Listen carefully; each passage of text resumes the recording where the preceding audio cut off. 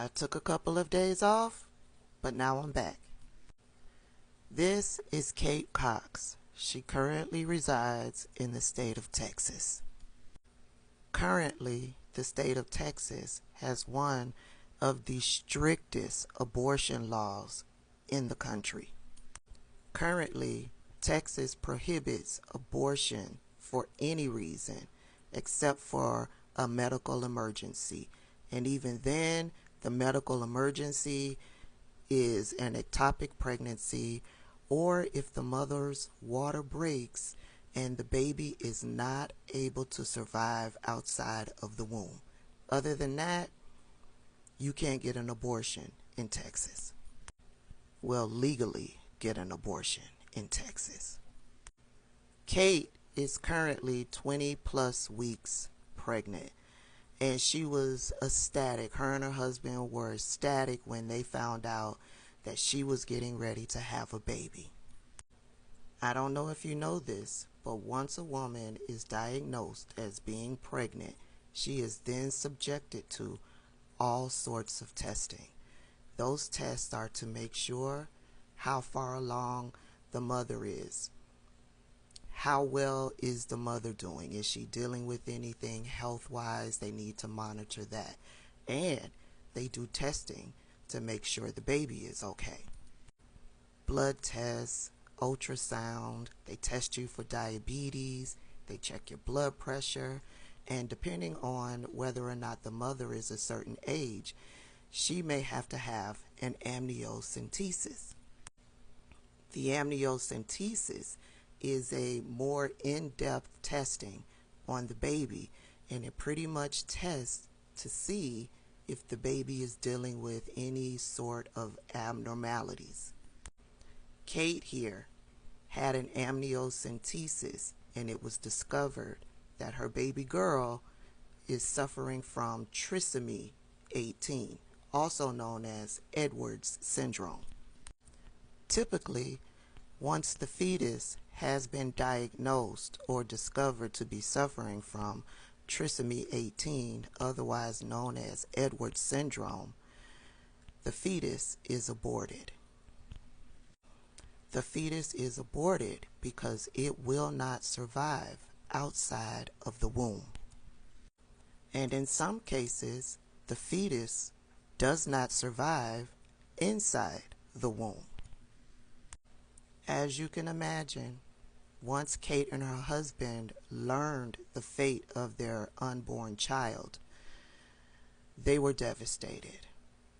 However, she and her husband, along with their physician, came to the conclusion that it was best to abort the fetus in order to protect the mother, because the mother, Kate, wants to have babies in the future. And if she continues on with this pregnancy, there is a probability that it could cause her complications to whereas she won't be able to bear children in the future. However, in Texas, none of these reasons are reasons as to where you can legally get an abortion. Kate can go to another state and legally get that abortion. However, Kate decided, since she is a resident of Texas and she is against the abortion laws in Texas, she decided to take the state of Texas to court. Kate took her case all the way to the state Supreme Court.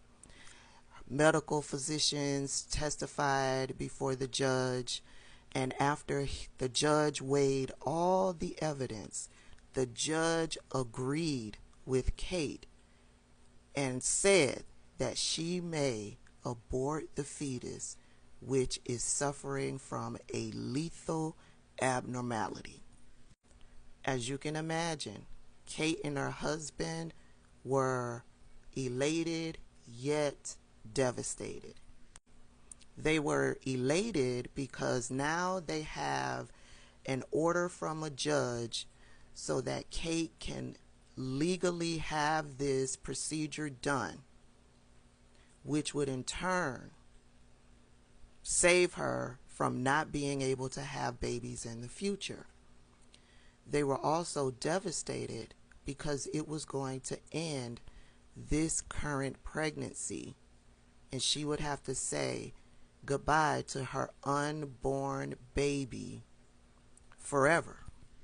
So as Kate and her husband and the rest of her family are dealing with mixed emotions, grief and loss, the state of Texas Attorney General Ken Paxton delivers yet another devastating blow. This is Texas's Attorney General Ken Paxton. Once Ken got wind that the judge had sided with Kate and her husband, he jumped into action. I'm sure the ink didn't even dry on Kate's order from the judge before he had written 3 letters to 3 hospitals that are associated with Kate's doctor, and he basically threatened them with prosecution.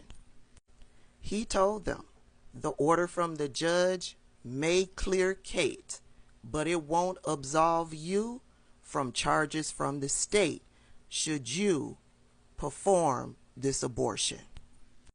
I'm sure the physicians at those 3 hospitals, once they received that notice, that threat from the Attorney General's office, I'm sure they took a step back from providing the health care that Kate needs.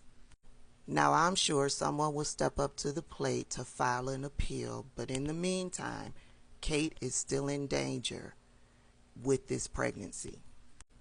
To give you an idea of what a baby looks like that is born with trisomy 18, otherwise known as Edwards syndrome, this is an idea of what the baby would be dealing with on the outside. Overlapping fingers, low set ears, decreased muscle tone, small physical size, club feet, heart and lung abnormalities.